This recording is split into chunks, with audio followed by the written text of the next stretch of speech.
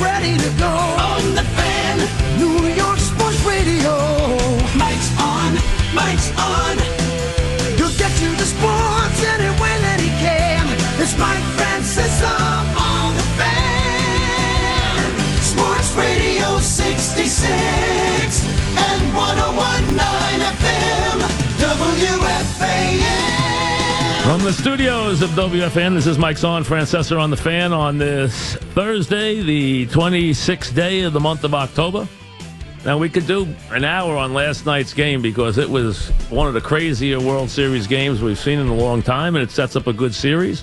Puts a little pressure back on Kershaw, maybe to have to pitch them back to L.A., but we'll see. We'll hold that because of the news today and the statement today. Mons, if you bring me the statement, I'll read it for the folks if they haven't seen it. From Joe Girardi and the statements that followed. I'll give you both statements, but obviously the news today that Joe Girardi will not be returning as Yankee manager. And if you've listened to the show this summer, I've told you that really since July that I would not be shocked if this happened. I've told you that. I've talked about it in recent weeks. I talked about how Joe was reminiscing like a guy who may be moving on. I didn't know what would happen, but I've thought all year. First of all, I've heard rumblings of things this year that there was a little bit of tension. I heard that from some people who were close to the situation, and I just thought there was a chance that this was going to happen this year. So I'm not surprised. I wouldn't have been surprised if Joe came back. But I am not in the least surprised that he's leaving. I don't think anybody should be. We've all talked about it, and it's been, clearly we've asked Cash about it. We've asked Joe about it. So the bottom line is I don't think anyone should be shocked. He had a very long run here. It's not anything where you say, oh, my God, what are the Yankees doing? And it's not anything that should come as any earth-shattering move when you've had a guy who's been with a team for 10 years. That is an eternity in modern sports. One coach, and it was an NFL coach who said it to me, but it can play for any sport. He said being 10 years with a team in the modern era now is like it used to be for guys to be 20 years in a team. Because, first of all, the seasons are very long. So you go round the clock with the job almost all year. You get very little time off. Number two, it's so visible, the way it's covered, the media, social media, there's no secrets, all that stuff. And so 10 years with a team, and it was a very, very successful 10 years, no losing seasons, a world championship, and if not exactly, was it exactly 200 games over 500? I believe it was, right? Was it exactly 200 games over 500 with the Yankees?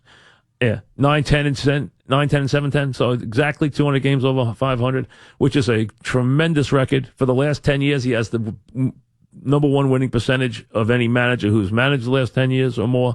So from that standpoint, so Joe Girardi leaves the Yankees. Now, like I said, I'm not in the least surprised by this.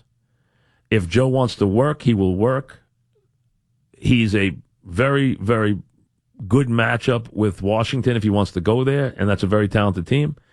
If he wants to take a year off to do TV, he can definitely do that. Who knows what he wants to do? He said he'll obviously talk to his family and then make a decision on what's out there and what he wants to do. He's been well compensated, so I don't think money's going to have been an issue. He was obviously a player for a long time, so he's been in this business a very long time. I have no idea who the Yankees will hire. I think the Yankees will go.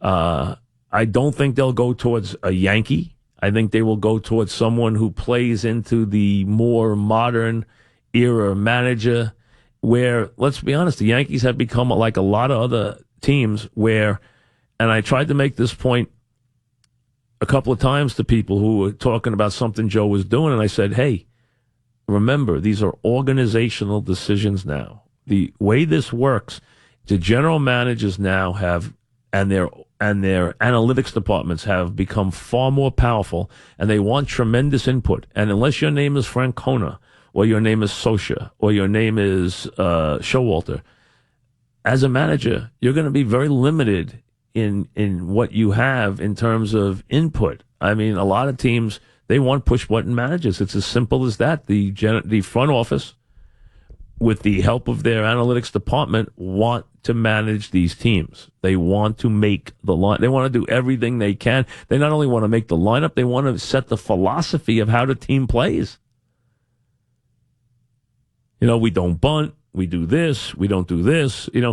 All that stuff. So that has become very much the way baseball is run now. It has become, the power has rested very much now in the hands of the general managers and into the front offices and the analytic departments. That has been the case. Here is the statement from Joe in case you didn't hear it.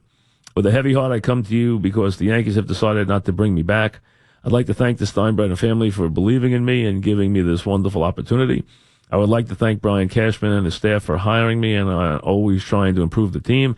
I would like to thank my coaches and support staff for their dedication to always trying to make the players better and get the most out of them. I would like to thank the training staff and the strength coaches for their tireless efforts of trying to keep the players on the field and healthy. I would like to thank the clubhouse personnel for making the clubhouse our home away from home. I would like to thank the players for the relationships that we've fostered over the last 10 years. But most important, how hard they played every day.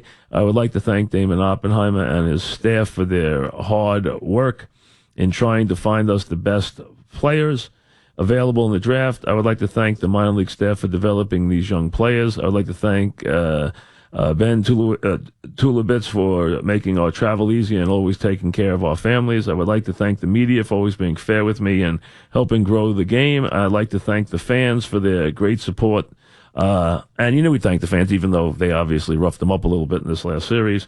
I'd like to thank the fans for their great support as a player, coach, and manager, and lasting memories of their passion and excitement during the games, especially the final 6 games, which will remain in my heart forever. Joe Girardi. So Joe Girardi leaves the Yankees after a very strong 10 years. It was a different time. He won his championship. They went through some lean years for them. Never a losing season, but obviously managing some very talented players on the way down, which wasn't always very comfortable. Whether you're talking about Derek, whether you're talking about Jorge Posada, who he clearly had a lot of run-ins in. Hey, listen, he had his run-ins with more than a few of these guys on the way down, but that's remember, when you try to tell them no, or tell them you're going to drop them in the order, or tell them something like that, they don't want to hear it. I mean, which you understand. You do understand that. So from that standpoint, you can understand that. He had 10 years here, 200 games over 500, a world title, and no losing seasons, which is made him the winningest manager in baseball over that period. So, I mean, he leaves with a very impressive credentials. He'd get a job in 15 minutes if he wants one. We'll see where he winds up. So the Joe Girardi is out. We'll get your reactions to that. And the Yankees will be looking for a manager. Again, they are going to go, I think, do not look for Don Mattingly. He has a job. Do not bring him up. He's got a job, and he is evidently staying there. I don't think the Yankees want to hire Don Mattingly for the reason that they would never want to have to release him. That would be very difficult for them. It would ruin a relationship with one of their legendary players, and they don't want that. So I'd leave his name out of it. I wouldn't look to anybody probably on this staff. But I would think they would look for someone who is much more steeped in the modern day of baseball and someone who will be very much a partner with the front office. So I think this could be kind of a young guy who they think grows into the job and a new era for Yankee baseball. So, hey, it happens, number one. It happens where Joe leaves after a wonderful performance by his team this year, which had a great run. So it leaves on a very high note. He leaves with a team that's on its way to great success. He did a very strong job for 10 years, never having a losing season. And when he had a championship team, they won a championship. He had a team this year that it was a dangerous team. He took them to the 7th game in the ALCS. So, and like I said, he will be a candidate in a lot of places. Now, Joe might be a little expensive for a couple of teams. He's not going to be a cheap manager. He's going to be one of the more expensive managers. So that's why Washington would be the fit that would make some sense if that's where he wants to go. Although their bullpen needs a lot of work, but the rest of their team is, outstanding. in terms of lineup and starting pitching. It's an outstanding team. So we'll see what happens for him, and we'll see where the Yankees go. Let you get in and have your reaction right after that.